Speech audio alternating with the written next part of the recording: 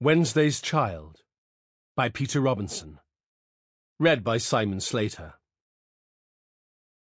Chapter 1, Part 1.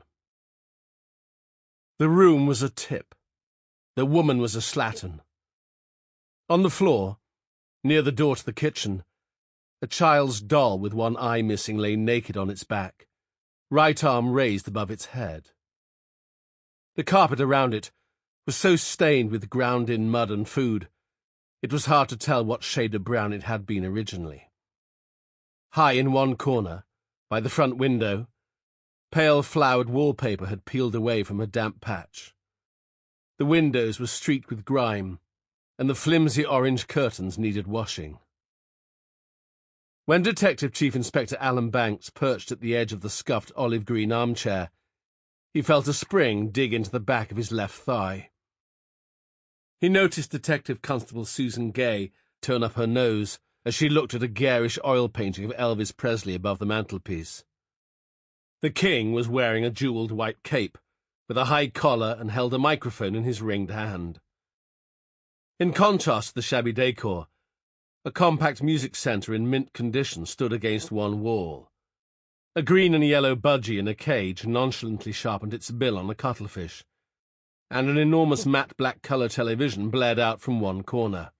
Blockbusters was on, and Banks heard Bob Holness ask, "What B is the name of an African country bordering on South Africa?" "Could you turn the sound down, please, Mrs. Scupham?" Banks asked the woman. She looked at him blankly at first, as if she didn't understand his request. Then she walked over and turned off the TV altogether. "You can call me Brenda," she said when she sat down again. Banks took a closer look at her.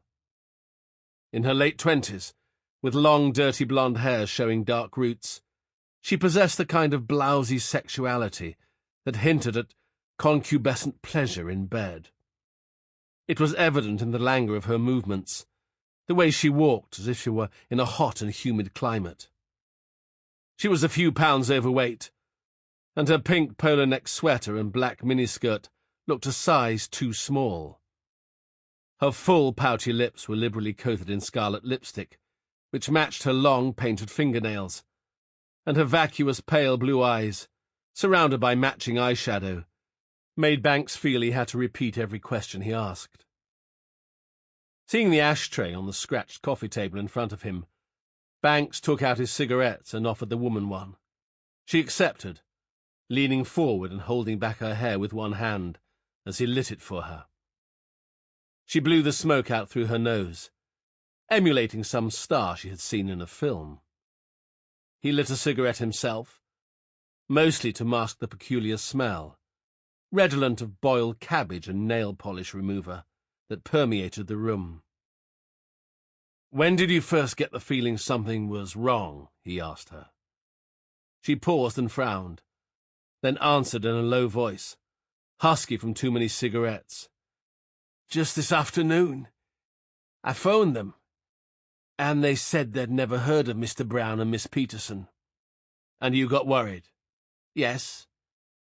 "Why did you wait so long before checking up?" Brenda paused to draw on her cigarette. "I don't know," she said. "I thought she'd be all right, you know." "But you could have called this morning. That's when they said they'd bring her back, isn't it?" "Yes, I don't know. I suppose so. Besides, I'd got things to do." "Did the visitors show any identification?" "They had cards, all official." "What did the cards say?" Mrs. Scupham turned her head to one side, showing only her profile. "I didn't really get a good look. It all happened so fast." "Did the cards have photographs on them?" "No, I don't think so. I'm sure I would have noticed." "What exactly did they say to you?" Banks asked. "They told me their names and said they was from the social and then they showed their cards." "This was at the door, before you let them in?" "Yes, and then they said they'd come to see about my Gemma. Well, I had to let them in, didn't I?"